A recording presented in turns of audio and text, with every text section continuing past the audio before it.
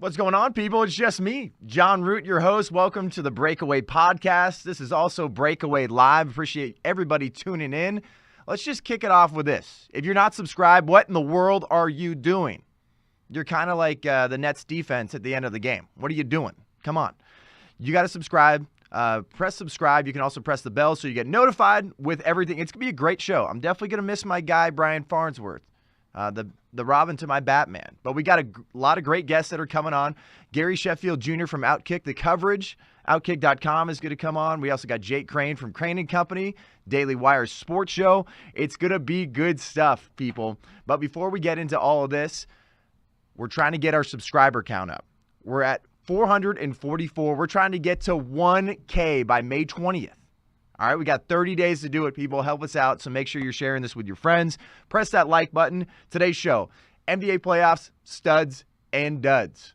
We're also going to do maybe a little fun segment before that, since it's 420, who's getting smoked. Also, will the USFL survive? They just had a pretty big first weekend. I think it was fairly successful for a new spring football league. I'm going to give my take on that. And Colin Kaepernick.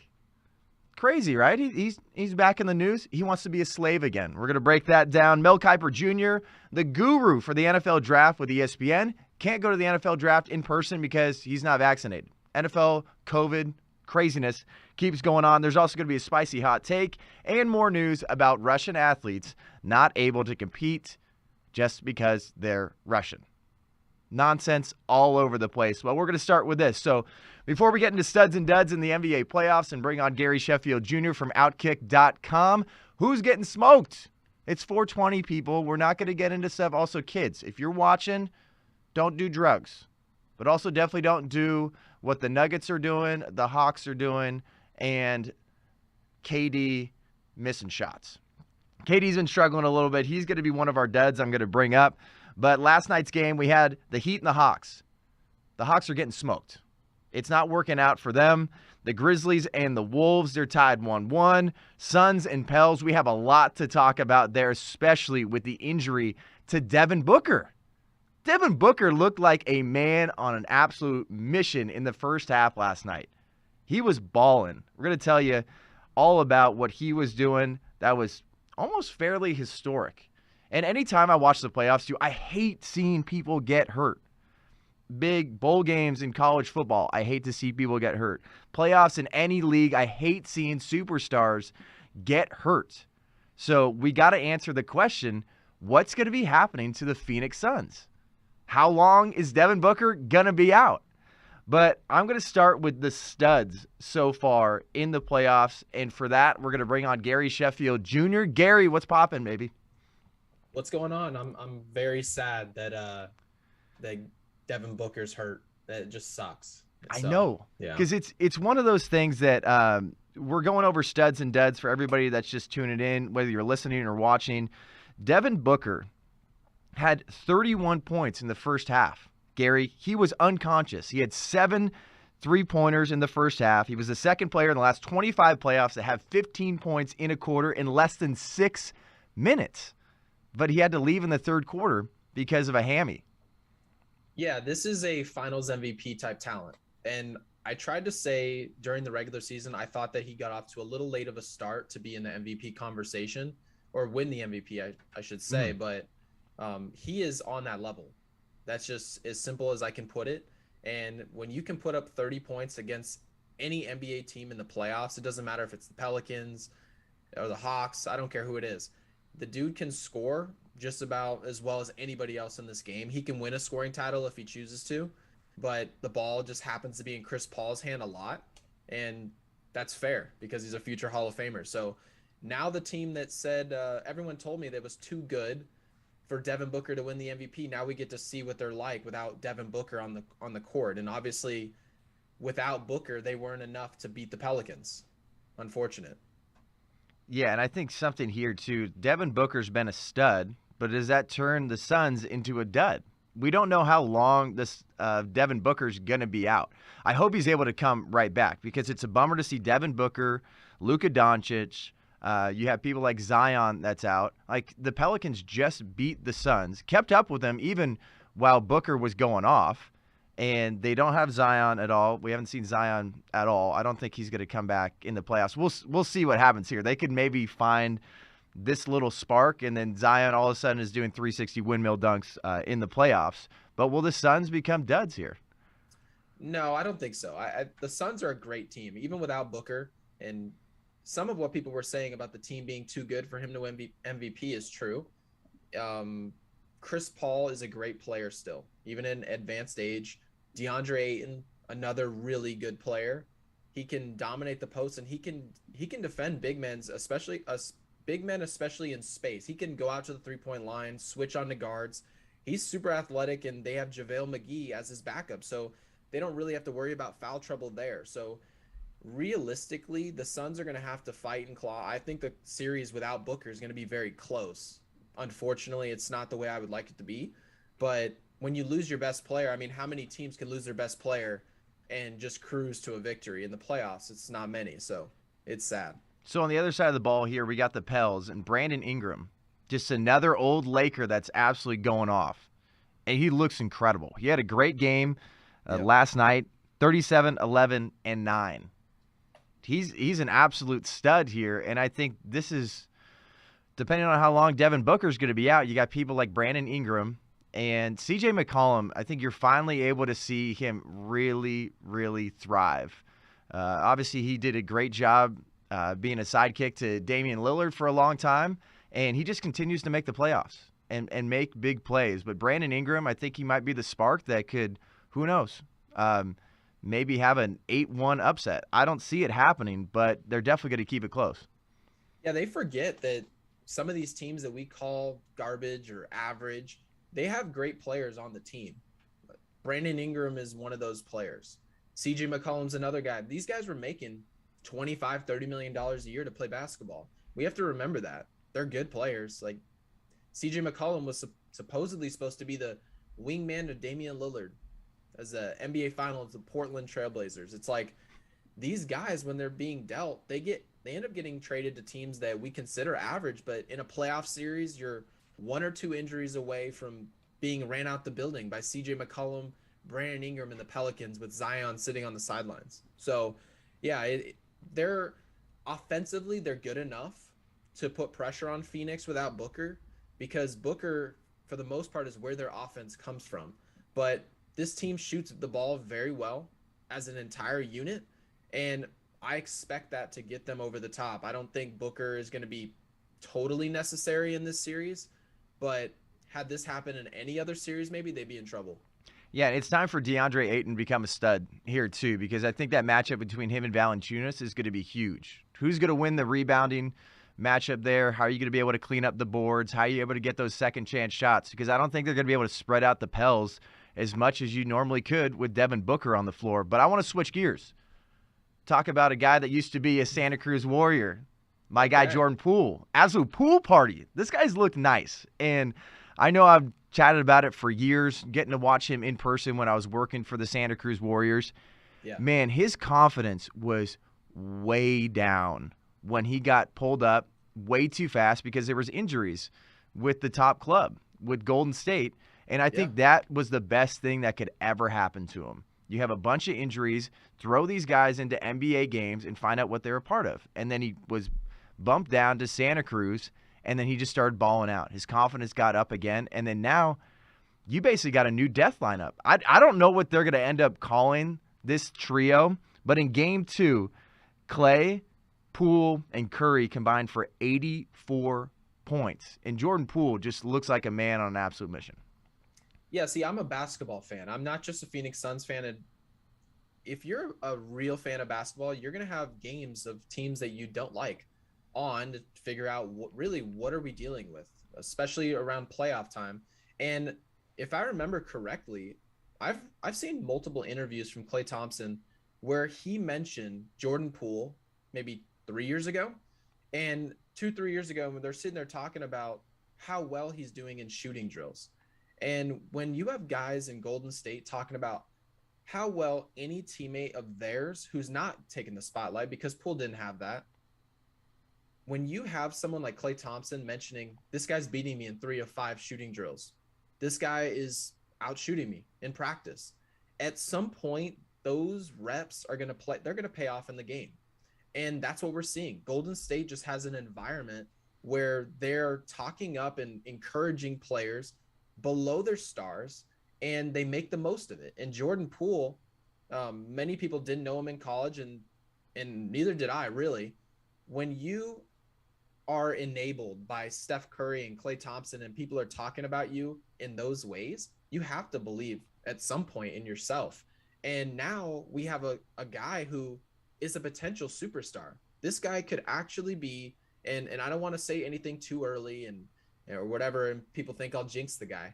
He can put the ball on the floor, he can play make, he can pass, but his shooting ability and his touch off the dribble is next level. And when you have a guy, the best shooter in NBA history, playing point guard, and you have maybe the second or third best shooter of all time in Klay Thompson on the wing, and then you add Jordan Poole to that, who can shoot the ball. I don't know what you want to call that lineup, but if guys are shooting the ball the way that we saw in game 1 and 2, well, Devin Booker, all those guys are going to have to be healthy to stop this team. And that's why I had Golden State and Phoenix in the Western Conference Finals. It's either them or Memphis. And I can't really see any of the teams in the East beating them, if I'm being honest. Yeah, I don't think so either. And then right now, too, you got to remember Steph Curry's coming off the bench. You have someone like Jordan Poole that's able to get it done, that you have one of the greatest players in the history of the National Basketball Association that's like, all right, that's fine. Jordan Poole, you go take it over. I'll just jump in. I'm not going to overextend myself. And that's going to help give the Warriors longevity and continue to be studs, because they're making the Nuggets look silly. And something that you just wrote about too, I think another stud that's never putting up massive stats, but Draymond Green. He's shutting down Jokic. Jokic is still getting that 25, 26 points, but he's not able to be as effective as he wants to be. Yeah, and as you read, like I mentioned, he's taken away his airspace. Get rid of his airspace. The way the NBA played him, and I understand it's the regular season. Guys aren't going to play playoff basketball all year. That's pretty unrealistic. But for the most part, Jokic would catch the ball at the top of the key, put the ball over his head, and he did this very well at an all-time level. He would read the passing lanes. If he didn't like what it was available, he could score the ball, shoot over the top, perhaps put the ball on the floor, make one or two moves, and shoot over the top of you. That's his mentality. But Draymond Green got there and said, what do I have that is superior to Jokic? It's not size, it's athleticism. Mm-hmm. And he used his mind and his athleticism to take away all of his airspace and makes all of those passing lanes contested.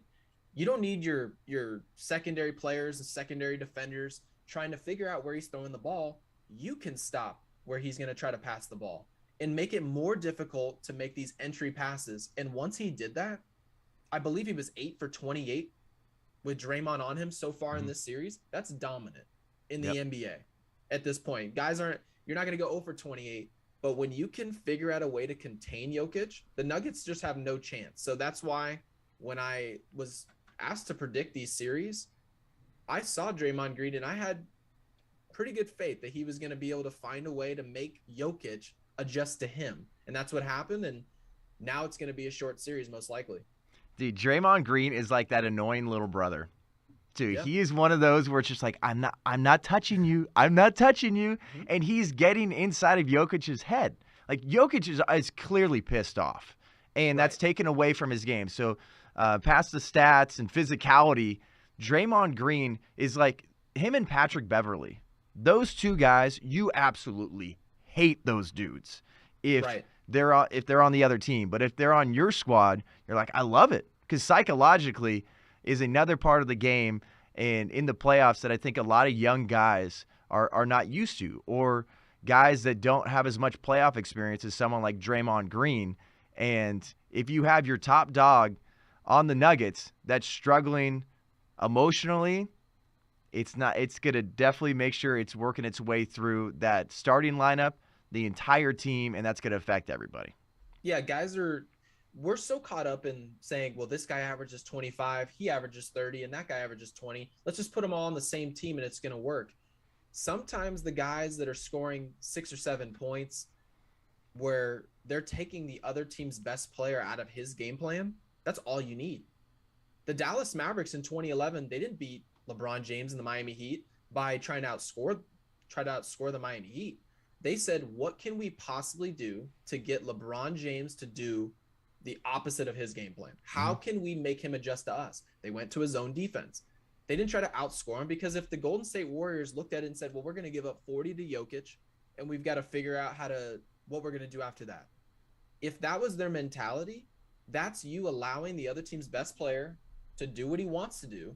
And more than likely, when the best player, arguably in the series, is playing his best basketball, you are going to have a tight series. So the Golden State Warriors are using their most important asset that they could possibly use in this series, which is Draymond Green, taking the other team's best player, making him do stuff he doesn't want to do.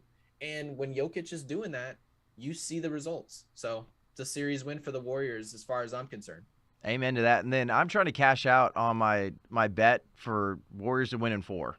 I threw that out there before the series even started. So FanDuel, thank you for the free money. A couple other studs before we get into duds. Jimmy Buckets has been absolutely incredible. He had 45 points last night, 4 for 7 from 3. He joined some elite company. It's Jimmy Buckets, LeBron, and Dwayne Wade, who've had 45, 5, and 5 in a playoff game. The Heat are 8-1 in their last 9 games. Jalen Brunson looks nice. Kyrie Irving's going to continue to do his thing. Anthony Edwards is another fun guy to watch. But before we head on out here, I want to talk about a few duds. And everybody that's listening, just tuning in, we got Gary Sheffield Jr. from Outkick.com. Always covers some great stuff in the NBA. He's the guy to go to for everything NBA during the playoffs. Duds. We'll start with the injuries. A dud is Doncic's calf and Booker's hamstring. I'm going to go – I mean, the Booker hamstring is just horrible. The Pelicans had no chance in this series for obvious reasons. They're obviously outnumbered, outmanned. But anytime a team's best player goes down, it's just it's so tragic for the game of basketball, not just Suns fans, because I'm from Phoenix, and to see that, it essentially just derails everything that happened in the regular season. And this is why I've always tried to tell people that even if you're a fan of the other team, for any unit to go win roughly 65 games, completely dominate the regular season, and you show up to the first round and have a hamstring injury derail your playoff run in game 2 of the first round. If that happens, all that's going to go down is basketball fans around the world are going to try to tune out the regular season and make it as unimportant as as unimportant as it could be. And there are fans who get upset when a player has, like Klay Thompson, which you probably watched, had 60 points after 3 quarters, and everyone's looking at him saying, well, this guy has a chance to top Kobe Bryant's 81-point game. He has a real chance here. But they took him out for the sole purpose of what we're seeing with these injuries, with the Doncic injury, is they're literally only going to prioritize playoff basketball. And that's bad for any sport. When the playoffs are all that matters, you're going to start seeing teams like the Suns, who are maybe two seed next year, 1 seed hardly, and they're going to say, well, we'll just sit out our stars because we'd rather be as healthy as can be. And this is just bad for the game of basketball. Anytime you see injuries, you're going to see GMs and these star players and their agents and even the coaching staff saying, what can we do just to get guys through healthy? And ultimately, it's bad for the overall product of this sport. And obviously, I'm upset as a Suns fan because it's the only way we lose this series. But Doncic, I mean, I didn't see the Mavericks having a real shot anyway in terms of an NBA Finals champ, like really winning the NBA Finals. So I don't want to see anybody get hurt, but I wouldn't say I'm too upset about the Doncic injury other than the fact that it's a player getting hurt, and I didn't want to see that. So. Yeah, because in general, too, just as a basketball fan and a sports fan in general, I know we talk about it on the show all the time, watch people like Anthony Edwards, watch Ja Morant, watch Luka Doncic, watch Devin Booker. I don't care what you think about just social justice stuff, virtue signaling, things you don't like in the NBA. Watch these players and their art form. Watch their skill. It's unbelievable. I don't want people to miss out on that stuff. But when we're forced to miss out on these things because of injuries, it sucks. And for me, obviously, the way I look at things, I'm like, all right, well, my bets are starting to look a little bit nicer with the Warriors, maybe being Western Conference champs or even making to the finals or something. But no one wants to remember their team rolling through the playoffs with a star player on the other side out. I don't want any excuses whatsoever. I know there's times I'll maybe make excuses about the Warriors finals against the Raptors because there were so many injuries with us, but that's a part of the game. But as we wrap up here, who do you think's been a bigger dud? The Raptors as a team or KD in his last 6 playoff games? Because KD does shoot a lot, but he's missed at least 15 field goals in 5 of his last 6 playoff games, and he was 9 for 24 with 6 turnovers in game 1. Is that just a tough stretch of games, or is he a dud? I mean, I think even he'll admit it's not up to his standard, and that's just something that, I mean, it's a huge dud. He would admit that, and that's just something he doesn't expect from himself. And I even predicted, I think KD is going to drop 40 in game 2, and the team knows that Ben Simmons is on his way. He's not going to be much of a scorer or maybe even a facilitator. He's going to be a primary defender. So the Nets essentially become the best team in the series from my point of view with Simmons on the floor. So KD at this point, I don't know how you predict that he's going to miss 15 field goals like you listed. I can't imagine that happened. He essentially was a no-show in game 1. Kyrie was a one-man wrecking crew, and when you are Kevin Durant and you're supposed to be a player who's stacked up to LeBron James and maybe even Jordan offensively, those type of games can't happen as frequent as they are, and I fully expect him to come out of that. Exactly, and then don't expect any bird flipping in game 2 tonight. I know Kyrie got fined for that, and I just love things like that happen in sports. Like, it's nothing that I would ever pull, but I think it just creates a little bit more emotion. Obviously, Boston just seems to hate Kyrie Irving, but don't expect any birds. The only bird we're really going to hear about when it comes to the Celtics is Larry Bird. But Gary Sheffield Jr., thanks so much for joining us. We're going to have you back on soon. And once again, everybody, if you're not following Outkick.com, all these great articles that Gary Sheffield Jr. is putting out, what you doing? Make sure you tune in there. Gary, thanks so much. We'll have you on soon. I appreciate you, and don't count out Kyrie to flip off fans again. 50,000 is not a lot of money to him. Hey, he's one of those guys you can't tell me what to do. Don't tell me to get the vaccine. Don't tell me to stop flipping off fans. All right, I guess we might see it. But Gary, thanks so much for joining us. Thank you. All right, before we bring on Jake Crane from Daily Wire's Crane and Company sports podcast and show, they're doing a great job over there. Good content. Let's talk about Colin Kaepernick. Colin Kaepernick is back in the news because he was on the I Am Athlete podcast. So Brandon Marshall and Chad Ochocinco are a part of that podcast. They did a little workout with Colin Kaepernick, and it seems like Colin Kaepernick wants to be a slave again. He literally compared the NFL Combine to the slave trade. He's not going into the NFL Combine again. But all he's done is absolutely just gaslight owners, fans, other players, and just Americans in general.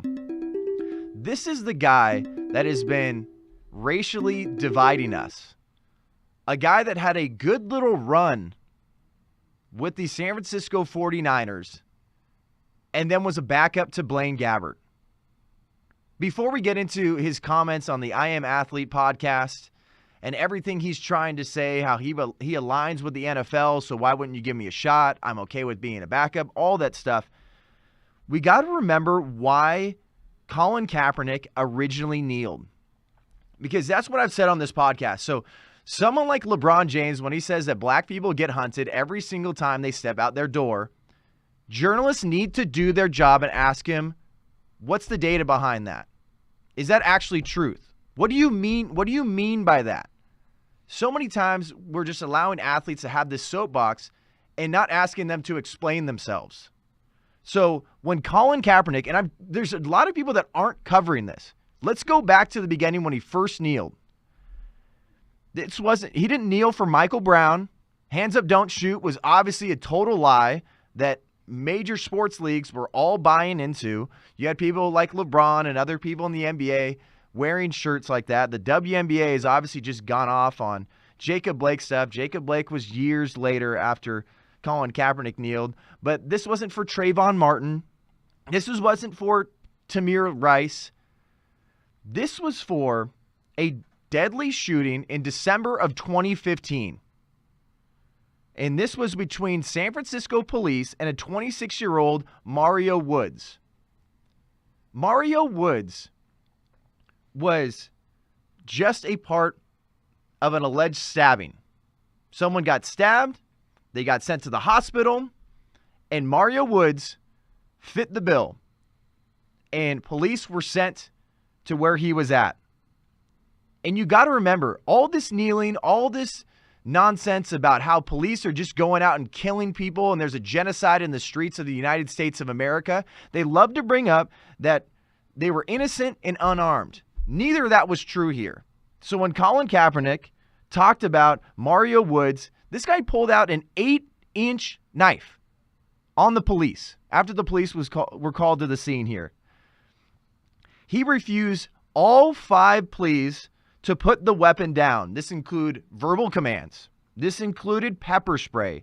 This included less lethal force options. You might hear LLF, that's less lethal force options. So they used things like beanbag rounds.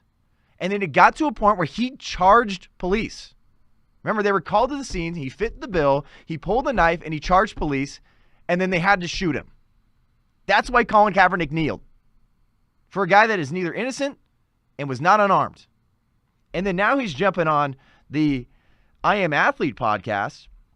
And when he was asked, what would be your message for owners? We're going to play this real quick, and then we're going to bring on Jake Crane, because this is all nonsense, people. This guy is just racially dividing us, and he's been out of the league for 6 years. This guy's not good enough to play.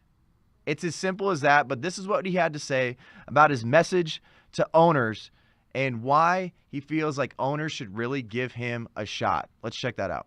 I had a message for GMs and owners, and you wanted them to know anything right now.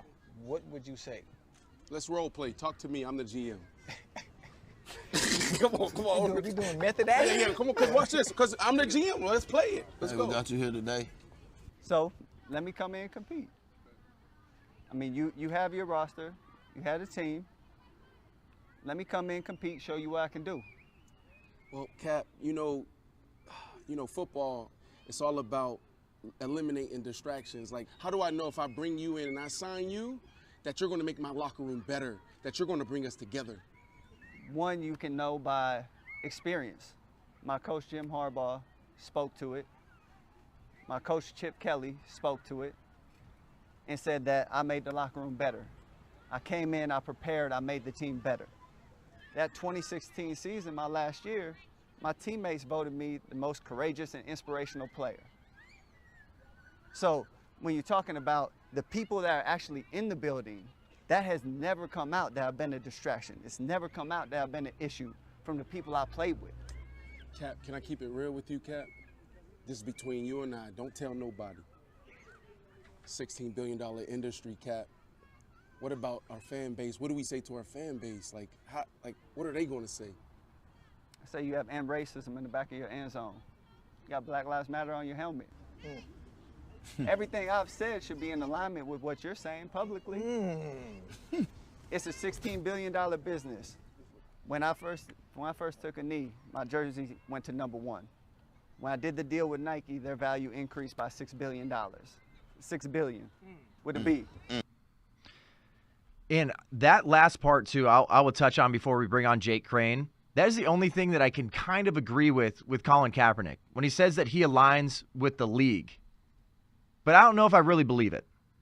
Because all the NFL has done is virtue signal. They like to pretend like they're doing a lot of good stuff for social justice. They like to pretend like they're really taking care of the community. But one thing I can't agree with is that Colin Kaepernick is going to be good for business. That's exactly what he's saying here, that he is good for business. Everything that I bring up, you guys are bringing up. You have it on the back of your helmets. You got it in the end zone. You got it on banners. You got it in commercials. You're talking about it. But if the NFL really aligns with a race baiter and just a plain racist like Colin Kaepernick, you're going downhill, NFL. If you're going to come out and say that you want to be with this guy, I'm not tuning in.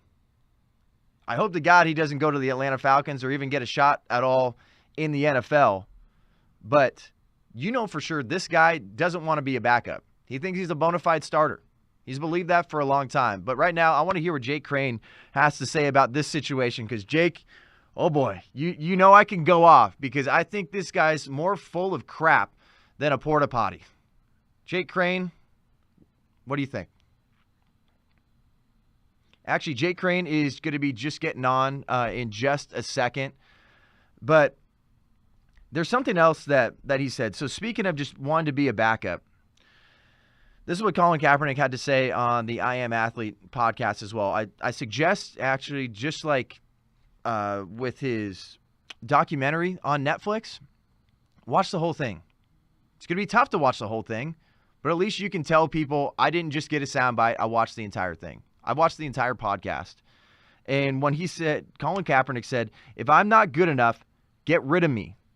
But let me come in and show you.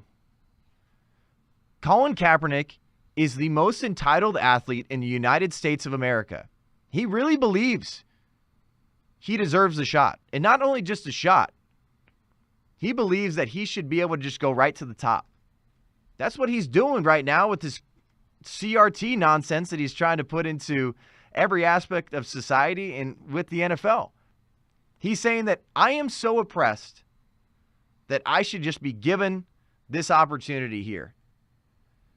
People get an opportunity to play in the NFL because they are the best of the best, not because they're entitled to that position.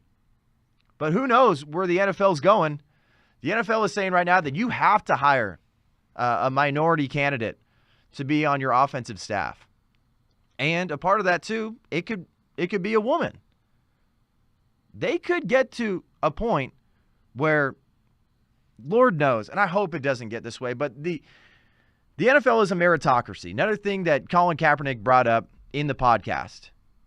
But the NFL might say, you got to have a certain amount of black quarterbacks. Who knows? I mean, that sounds crazy, right? But just look at what's happening in the world and look at what's happening right now with the additions to the Rooney Rule. I wouldn't put it out of the question. And other aspects, too, I want to bring up some of these old quotes from Colin Kaepernick. Once again, he is racially dividing us, and he is not good for business whatsoever. He's made tens of millions of dollars talking about villainizing the police, and not just villainizing them, but abolishing the police. He thinks the police are white supremacists. And don't just say, hey, you're on the right side of the aisle, John. You're just bringing up stuff because you don't like the guy. This is what Colin Kaepernick said. The more that I've learned about the history and evolution of policing in the United States, the more I understand its roots in white supremacy and anti-blackness. He'll never get asked to explain those comments. Brandon Marshall and Chad Ochocinco are not going to ask him to explain what those are. Because even that San Francisco shooting that he was talking about with the guy that pulled an 8-inch knife, all those cops weren't white. It's absolute nonsense. He wants to abolish police, prisons, and once again, he thinks the owners, who he has legitimately called racist, as we got Jake Crane that's about to join us here, he called the owners slave owners. Why in the world would these guys give him a shot after that kind of defamation, Jake Crane? What's up, man? Sorry, got my wires crossed a little bit. Here's my thing, John. Here's what I don't understand. You've been in the world. We've all had jobs, whether they were high school summer jobs, whether they were full-time jobs, regardless. What line of work would you be able to go to your boss on the way out? I don't care if you've been there a year, if you've been there 5 years, 6 years, call them a racist, call the people that run the league slave owners, and then all of a sudden on your way out, not only smear him even worse, but you sue him, you settle in the court of law. And then all of a sudden, a couple of years later, you come back and say, hey, can I have my old job back? At what point in time did Colin Kaepernick ever think you could burn the house out on the way out and then go move in a couple of years later? I just don't understand that line of thinking. Because I think that gets into the entitlement aspect of this. He really does feel like he deserves the shot. And the reason he's going to say that is because he's saying, I got blackballed. Well, it's like, sure, yeah, Blaine Gabbert might have taken over my job, but I never really got a shot compared to other guys after this. And the reason I didn't get a shot is because I'm black, is because I'm standing up for the black community. And the only reason that I don't get a shot is because of racism. And that's the only way that he's going to be able to try to justify getting his job back. Yeah, well, it's funny to me because it doesn't make sense on the periphery. I always laugh, and this was my thing when Brian Flores came out and said, oh, well, the NFL's not hiring me because they're racist, and the way they do the interview set up, it's racist and discriminatory. So on one hand, these two things can't be true at once. On one hand, how can you call the owners greedy, capitalistic pigs who only care about money? And the way you make money by being an NFL owner is by winning games. Because if you win games, you sell tickets. If you win games, you sell hot dogs. If you win games, you sell jerseys. You get a ton of PR, and it can make a ton of money. And then on the other hand, decide, I'm not going to make the best decision from a hiring standpoint, whether it be a coach or a player, and it's going to cost me money just because I'm racist. Those two things cannot coexist at once. Either you're racist and you don't care about the money because you just want to hire people that look a certain way, or you're a greedy capitalistic pig who only cares about money. It can't be two of those two things cannot coexist at the same time. You got to pick one insult or the other. And what I think is interesting is obviously you got the lib blue checkmark brigade on Twitter that is trying to stand with Colin Kaepernick. And I think that's only just try to save their behind to make them look like, all right, look at what we're doing for social justice. Like, we're not going to give up on this Colin Kaepernick thing. We are going to break down the idea that a lot of people are comparing him to Jackie Robinson.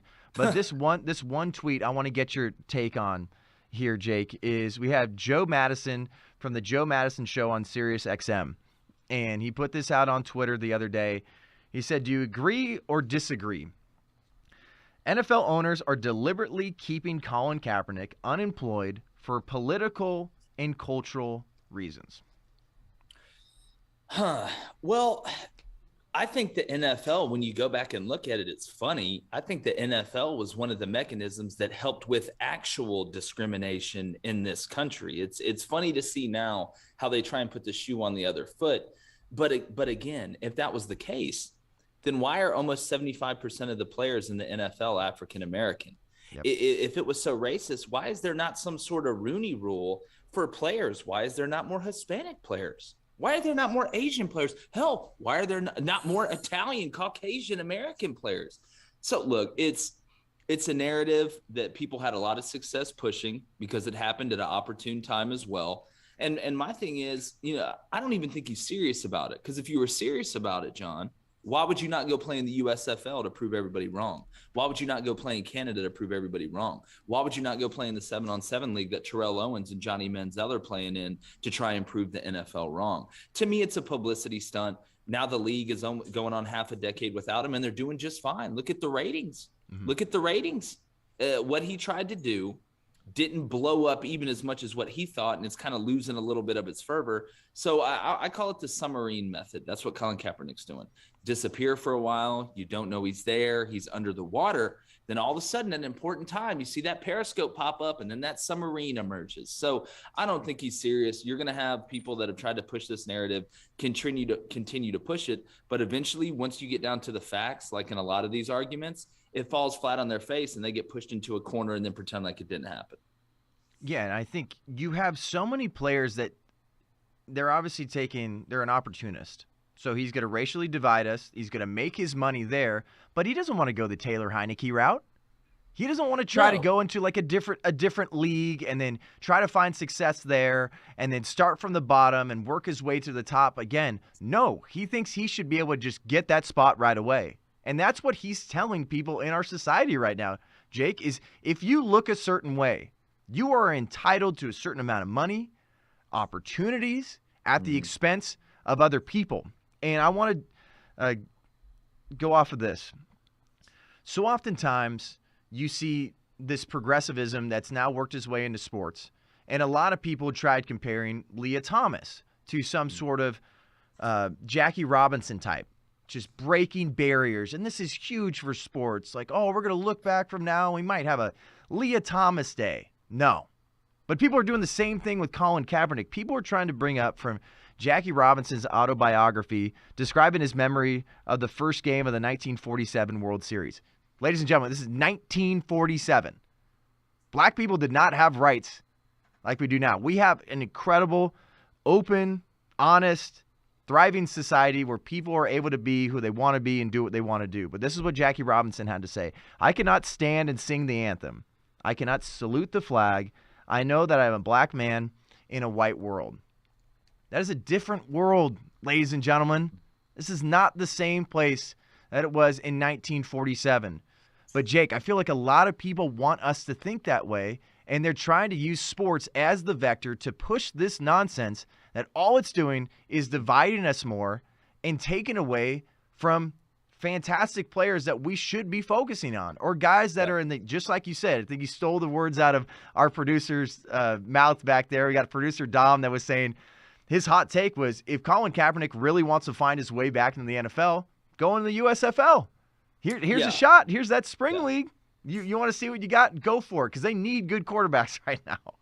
Yeah, well, and you would be the star. You'd be a big fish in a smaller pond. You'd have even more eyes on you. You could even want to push your beliefs even further by being an even bigger star from there and then working your way back to the NFL. But that's not what this is about. Look, trying to compare Colin Kaepernick and Jackie Robinson is hilarious to me. It's not even close. Like trying to compare, Rosa Parks and somebody on a plane with a mask that's yelling at people. Like, again, they're different eras. We had the argument LeBron versus Jordan the other day, and that's even tough because it's different eras. But it's a whole hell of a lot easier to make that argument than it is Colin Kaepernick and Jackie Robinson. That's an absolute joke.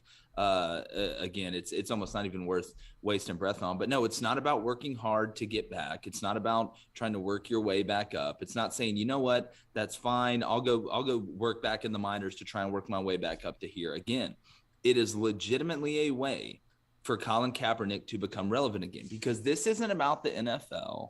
This isn't about racism. This isn't about the USFL. This is about one person, and that's Colin Kaepernick. He sipped from the cup of fame. He got his 15 minutes, it's me against the world, was able to run with it. You get a Nike contract. He's more famous doing this and what he's chosen to do than he would ever have been playing quarterback. I know they almost beat Baltimore in the Super Bowl, but if ifs and nuts were candy and butts, we'd all have a Merry Christmas anyway. If you were good enough to play, they would find you a spot. If you were good enough to be a backup, they'd find you a spot. And the person I laugh at the most is Pete Carroll right now, because while Pete Carroll's going over there and calling all the owners racist and saying you need to change the league, when you had Russell Wilson at quarterback, I understood you not signing Kaepernick, but Russell's gone. And what do?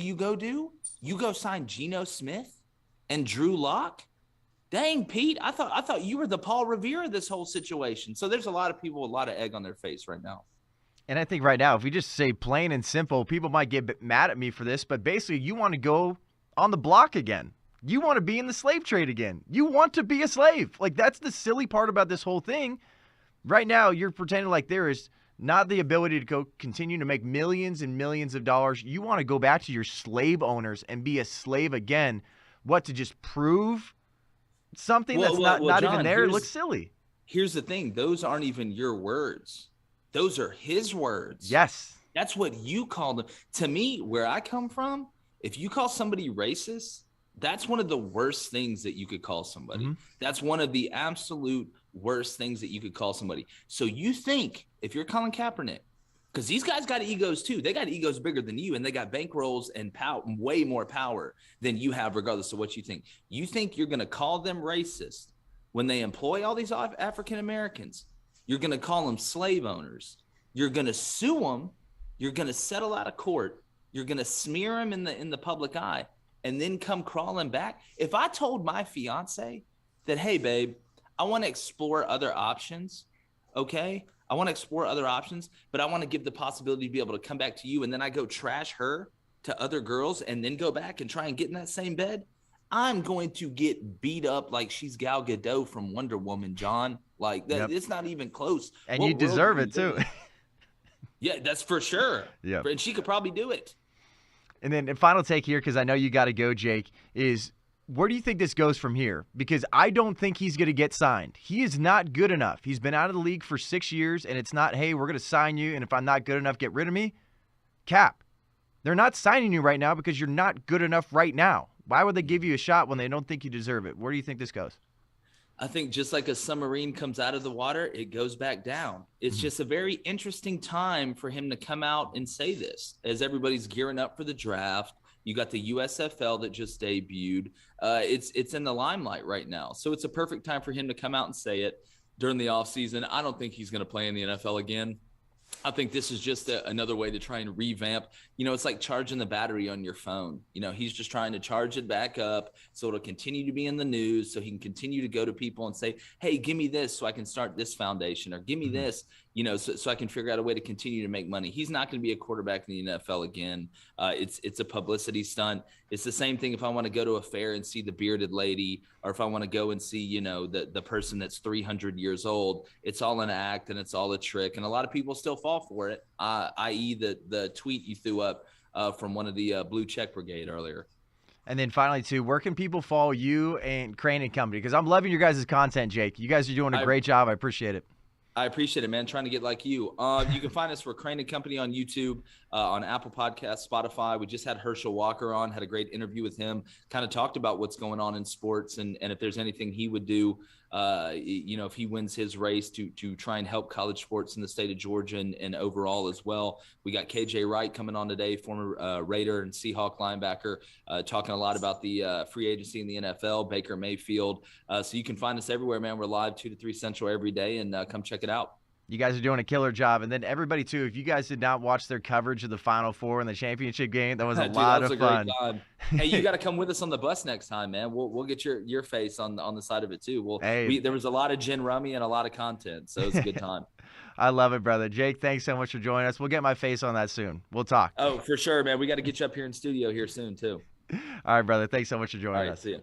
All right, ladies and gentlemen, that was Jake Crane from Crane & Company, Daily Wire's brand new sports show.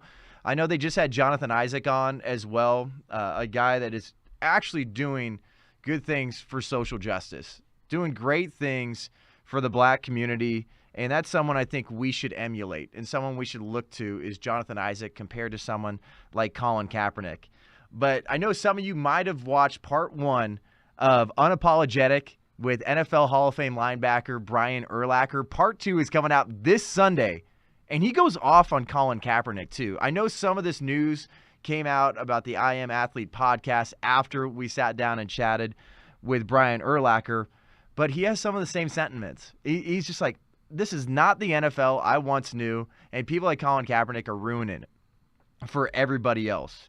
Colin Kaepernick, I don't think is going to get another job, and I totally agree with Jake. He's just going to go off into the sunset, and then he's going to be gone. He's going to continue to race bait.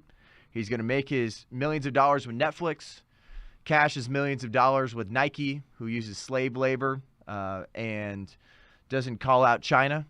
They said we're a company of and for China. Look at who he's aligning with. This is not someone you should emulate at all. All right, we're going to switch gears a little bit. I know Jake Crane was talking about the USFL, so brand new spring football league that we got going on. And the question is, ladies and gentlemen, will the USFL last? I'll give you my answer to that right after I tell you some of the innovative stuff that they're doing. But before I get into all that, subscribe to the YouTube channel. If you're tuning in right now, press that like button. Make sure you're sharing this to your friends. If you're not following this on Instagram, at TPUSA Breakaway, press subscribe on YouTube. Ring, ding, ding, ding, ding, that bell. Press on that. You'll get notified with all our great content. We're pushing out shorts. We're pushing out YouTube clips. We got live shows on Wednesday. We got exclusive interviews on Sundays. Please don't miss that. We're also on Apple and Spotify. Leave a 5-star review. Follow, subscribe, all that good stuff. All right, USFL. So they got a North Division and a South Division. They got teams from Michigan. They got the Michigan Panthers, New Jersey Generals, Philadelphia Stars, Pittsburgh Maulers. And in the South Division, we got Birmingham Stallions, Houston Gamblers, New Orleans Breakers, and the Tampa Bay Bandits. And look at some of these coaches here. You got Coach Todd Haley. You got Coach Jeff Fisher. You got some legends from the NFL that are a part of this league right now. And I think it has a lot of potential. And a reason why I think this might have some longevity is because I think this is happening at an opportune time. I think especially when you have just the first and second round of the NBA playoffs. You're probably going to see once again, we were talking about earlier in the show, if you guys are just tuning in right now, about how some of these series just might go and be a sweep. It's not very enticing basketball, so it's a pretty good time for the USFL to jump in. The NHL regular season is wrapping up. I know we got a lot of people that are not that into the NHL, but I know with ESPN now taking over some of those broadcasts, I think the popularity of that has gone up a little bit. MLB, early in the season, I don't think a lot of people tune in that much. There's a lot of people that just like watching the tail end of the MLB season or maybe around the All-Star break when things start wrapping up in the second half. This is a good time.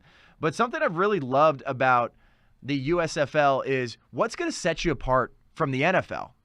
Because the NFL is big business. It's the most popular sport in America right now. So if you don't have the same amount of talent, what's going to make the broadcast fun? What's going to make some of these players enticing?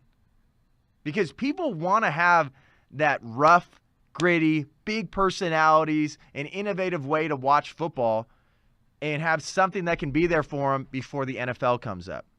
Because the USFL is never going to have those big players like Tyreek Hill, Patrick Mahomes. You're not going to have the Joey B's. You're not going to have these big-time players. But how do you make the most out of this broadcast? So something they're doing is they got a helmet cam. They got 2 players from each team that have a camera in their helmet. So it gives you a great little view of what's going on in the action. You feel like you're literally wearing a VR headset. And when I was watching it this last weekend, because you might be thinking, John, like, where did the USFL come from? They just had their first weekend. And I was interested because I really like the XFL. And I'm going to talk about the comparison of that in just a little bit. But the helmet cam makes it fun. You feel like you're in it. I don't know if anybody remembers I know the producers might back there, remember the Michael Vick experience? You guys remember when there was that commercial? Mike Vick, one of the most electric players in the history of the NFL, the history of football. There was this commercial where you were basically strapped into this roller coaster ride, and it was like VR, and you're running around first person like you're Michael Vick. That's what it feels like when you're watching the USFL. I think that's been great. A video we're going to show you right now is the Skycam.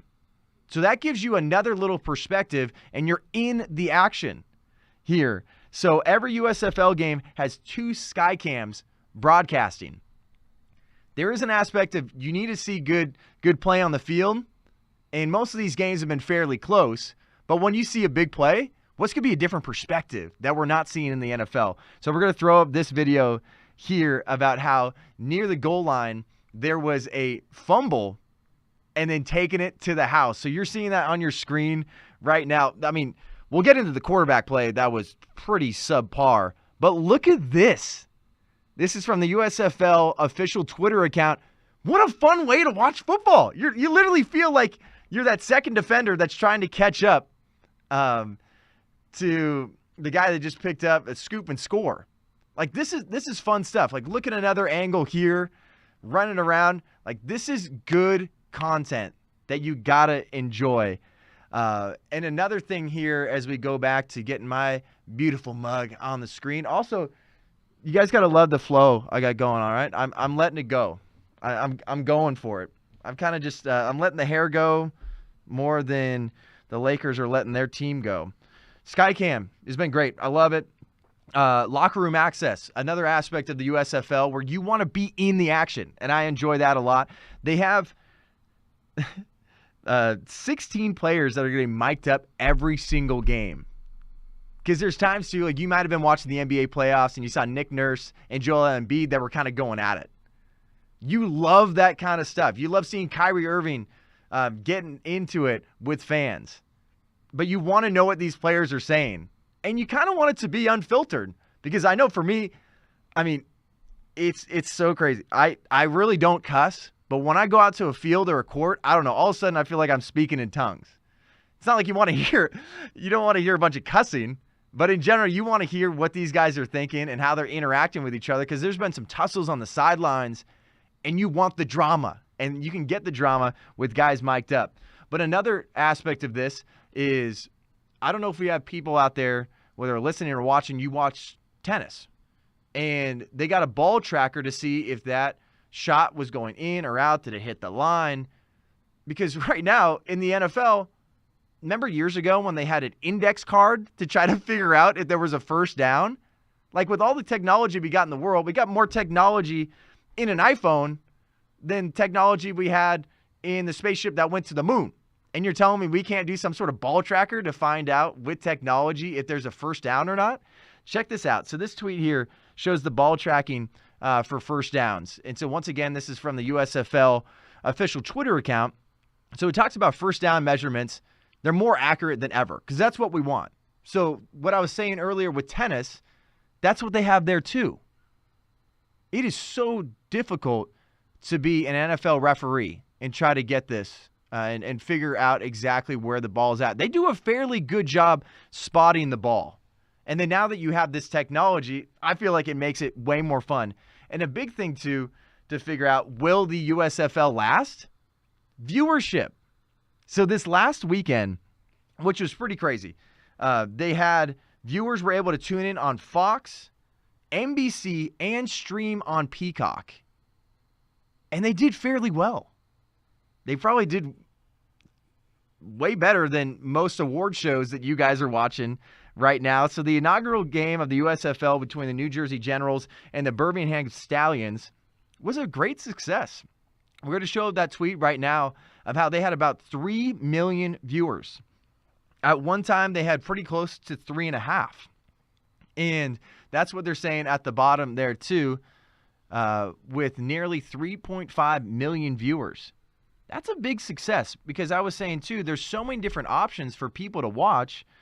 This game itself was the first sporting event to broadcast on 2 competing networks since the Super Bowl in 1967. You got a lot of different options here. And I think the USFL, what they need to do to last, as I'm wrapping this up, is the competition needs to be solid. People need to watch these games and not only have these innovative angles and feel like you're inside the action and you're getting an up-close and personal look at what's going on as a football player. Because sometimes, too, people watching, you might have not played high-level football, so you can't even relate to these guys at all. But if you feel like you're in the huddle, if you feel like you're in the locker room, you feel like you're a part of that scoop and score, that's going to entice you a little bit more. But 3 out of the 4 games ended with within a touchdown. And most of the games, too, during that opening weekend were usually within a touchdown margin. That's what you want to see. Betting. If the USFL wants to last, and something that I enjoyed with the XFL was the betting aspect. What is the over-under? What's the spread? Have that be a part of your broadcast and figure out exactly what you can do to make sure people are spending money. And people need to spend money, and that's where a lot of times, too, betting is allowed people to jump into a game and feel like they have a connection to this game and something at stake. Literally, you got your money on the line, your hard-earned money, and you can be enticed to watching a game or keeping up with a player because you're spending your money. That's something they need to incorporate more. This part, too, you need solid quarterback play. So Jordan Ta'amu had a fairly good career in college football. He's one of those guys that he's got some name recognition. He did okay. I mean, he was right around 50% passing. I think the majority of quarterback play was around 60%. I think it was around 61% completion rating. And there was a lot of interceptions. And the quarterback play was fairly subpar. So you want to watch these guys play and then maybe get a shot with the NFL, because that's what happened with some guys in the XFL. But right now, I know we mentioned it a little bit earlier, but producer Dom's going to jump in here. And speaking of quarterback play, what is your hot take here for quarterback play and maybe going off of what Jake and I just talked about? Look, Jake Crane, I got a little bit of a beef with you here. You took my spicy hot take. Ultimately, though, I do agree with you. If Colin Kaepernick wants to be in the league, the perfect opportunity is to play in the USFL. However, I'm a man of many hot takes, John, so I'm going to go with this. I'm going to switch up this take here. If the NFL, actually, no, let me rephrase this. Within a year, the NFL will take all of these cool things that you've talked about in the USFL, the sky cam, the helmet cam, and add that to their production in order to compete with the USFL. So I'm looking forward to this USFL, but we'll see if the NFL ends up taking any of their cool ideas. Ooh, spicy hot take with Dom. Appreciate it. Let's go. I know. I was thinking that when Jake Crane brought that up, producer Dom, I was like, uh-oh, he's stealing the limelight. He's bringing up what you were talking about. But I think the NFL, there's no competition here. It's like basically saying there's one little part of that, Dom, that I feel like I would not agree with is if the USFL gets adopted by the NFL, it's basically just a feeder. They're not going to directly compete because they're playing in spring ball, basically, and that's what you want. You just want some more football. People are dying for more football. They want to know what's going on with free agency. They want to know what's going on in these players' personal lives. But, Dom, I definitely agree when it comes to maybe the NFL pulling an Instagram. You remember when Vine was big? Maybe the best 6 seconds of your life, people? And then Instagram decided, oh, maybe we should just not just be pictures. Maybe we should get into video. There is going to be aspects of the NFL is going to adopt these things, especially with first down tracking. They're gonna start incorporating this stuff. You've seen players that are more mic'd up in the MLB. You're seeing more access to players and coaches and teams in general. You got Hard Knocks. People want the inside scoop. They're going to start taking bits and pieces of this. But there's other aspects where I don't think the USFL is going to last when the XFL comes back. The XFL, I thought, had such a clean, powerful, fun, dramatic product that had really good players and, once again, great coaches. So I think we had the AAF, and then we had XFL that got screwed over by COVID. I think a lot of people were starting to get into the XFL and it got screwed over by COVID. Now you got the USFL, and when the XFL comes back, that's going to be the league that you want to watch. USFL, I think it's going to have a solid little run. I think they got good people working on this, but I don't know if that's going to come up to like some sort of adoption between the two leagues. Maybe they can compete against each other. I don't know, but from what I've watched so far, I've enjoyed it, and I kind of hope I'm wrong, people. But when the XFL comes back, and they're planning on coming back in 2023, that's it. That's it for the USFL. And another part of this, too, we got the next slate of games starting Friday. And when those games start on Friday, I definitely suggest that you guys watch because you can decide for yourself.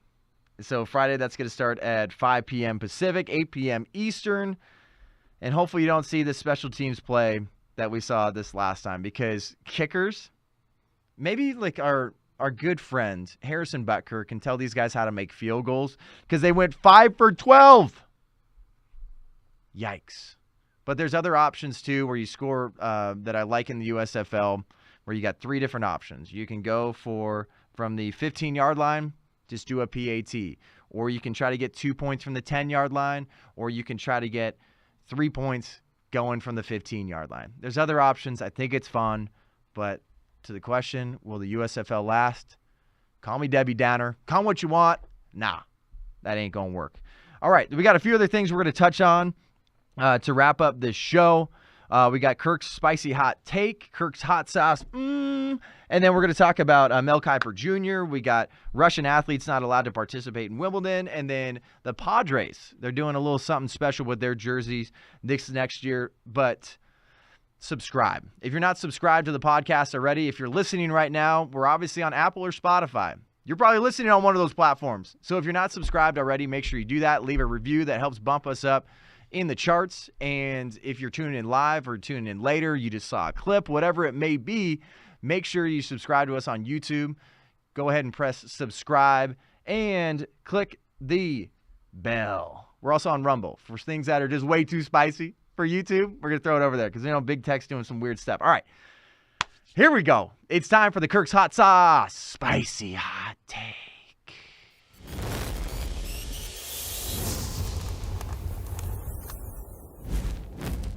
Boom. We're continuing to talk about football for the Kirk's Hot Sauce Spicy Hot Take. What I was saying earlier is people want football year-round. There is aspects of some sports that they've been able to keep it year-round, and you love it. You want to see what's going on in these guys' lives. What's going on with free agency? What's the drama behind the scenes between the quarterback and the receiver? Who feels disrespected? Shout out to Baker Mayfield. Who's signing a guy that has sexual assault allegations up the yin-yang? You want the drama. You want to know where these players are going and what they're doing. My hot take is about a wide receiver. We got some big-time wide receivers that are moving around a little bit. Tyreek Hill, no longer a part of the Kansas City Chiefs. Deebo Samuel is one of those guys that is one of the most dynamic receivers. If you can just call him a receiver, he's a hybrid. He can be a running back. He can be a receiver. He can throw the ball a little bit if he wants to. He can do it all. And he's thrived with Shanahan in the Bay Area. But Deebo Samuel doesn't seem to be too happy the way these extension talks are going. He's saying that he's going to sit out some offseason workouts until things get figured out. A.J. Brown's doing some of the same things too. Hot take, Deebo Samuel will not be a San Francisco 49er next year. San Francisco 49ers should do everything they can to keep this guy because he's a high-level talent, but no one's doing more than Deebo. And Deebo wants to get paid. Are they willing to pay him that money? Will they figure out these talks? It's going to ramp up, people. I think especially with the NFL draft less than 10 days away, teams are looking at the Niners. They're trying to figure out, what are you guys doing at quarterback? Jimmy G, we know that's not your guy anymore. We know you got a few great options. We know you guys got a good defense. George Kittle's still your guy, but he's getting hurt. But are you going to be able to shove out the money and give it to Deebo? I don't think they will. I think Deebo's going to hold out and say, I am maybe 1, 2, or 3 best wide receiver in the NFL. Pay me like it. He's not going to be a San Francisco 49er next year. And for producer Dom back there, that if you're watching, you just saw him a second ago. If you're just tuning in, producer Dom loves his Bay Area sports.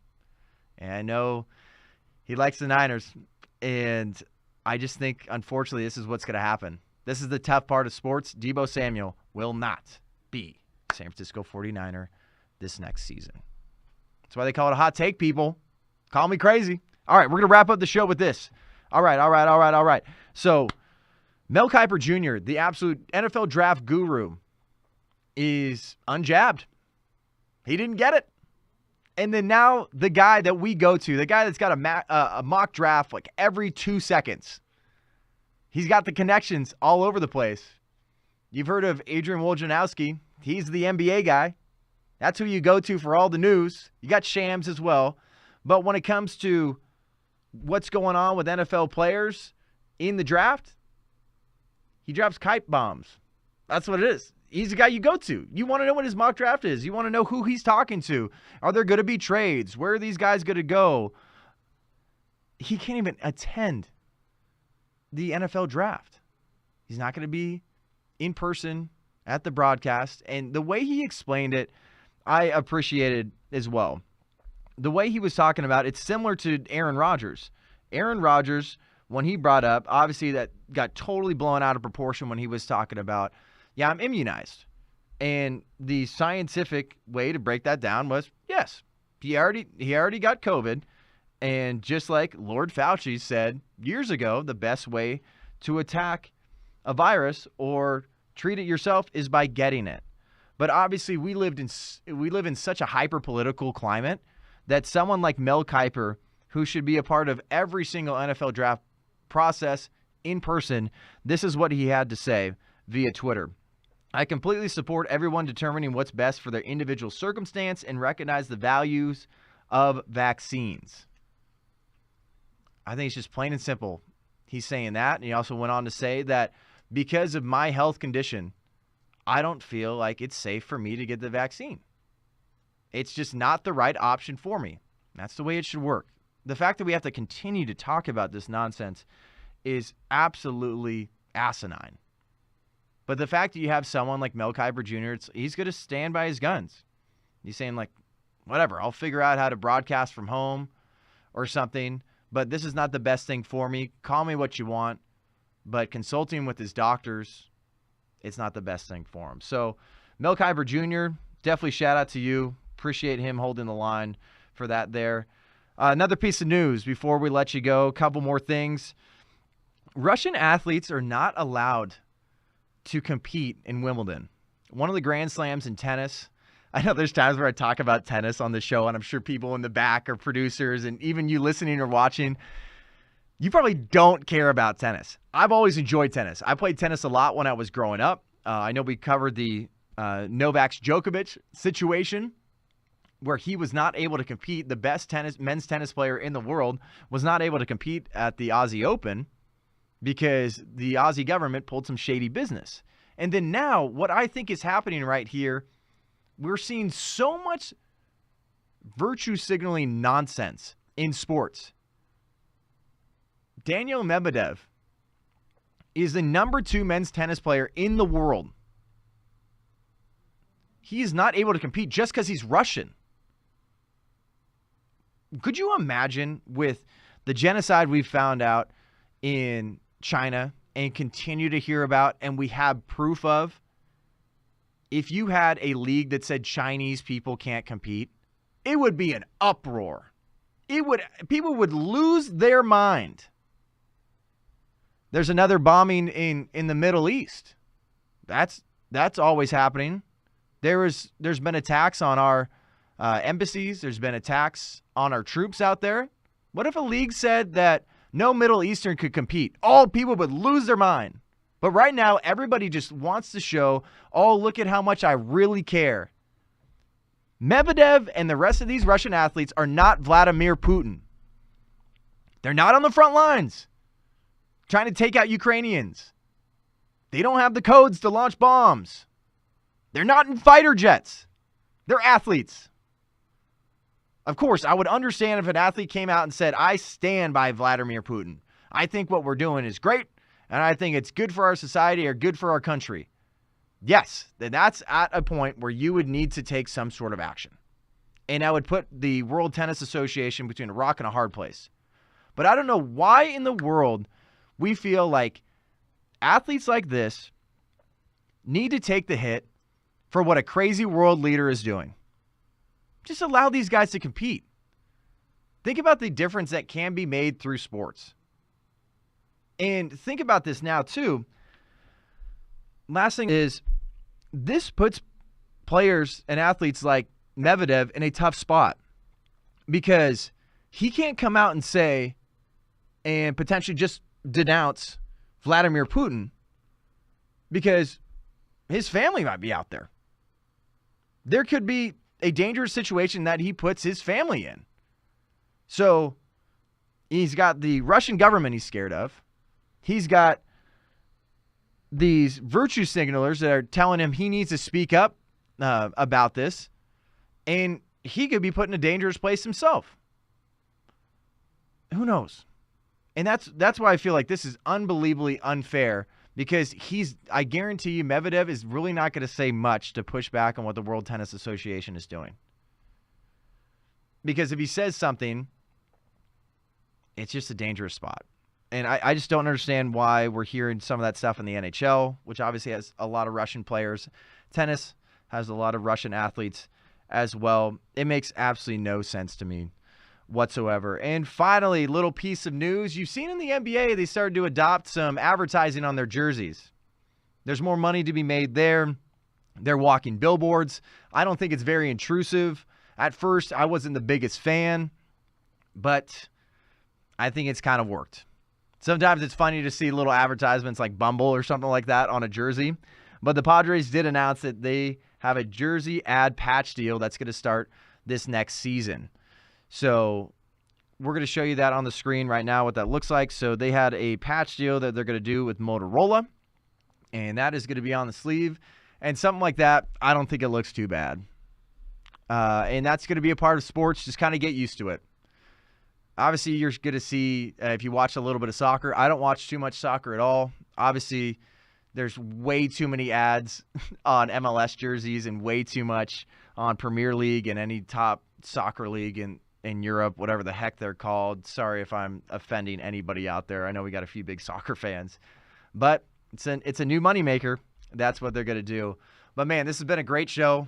Really appreciate you guys watching. Once again, too, if you have not subscribed to our YouTube channel that you're on right now, or whether you're listening right now, make sure you head on over to YouTube, search Breakaway, press subscribe, press the bell, ding, ding, ding, ding, ding. Get notified with all our great content on there. And then also we are on Apple and Spotify. Make sure you leave a 5-star review. Brian Urlacher, Unapologetic Part 2 is going to come out this Sunday. He's got a lot to say about Colin Kaepernick. He's got a lot to say about what's going on in society, and he just goes off. But once again, too, we are trying to get to 1,000 subscribers on YouTube. I think right now we're pretty close to 450. We're trying to double that in a month. Ladies and gentlemen, have a very safe and non-illegal 420. Thanks for joining us. Later.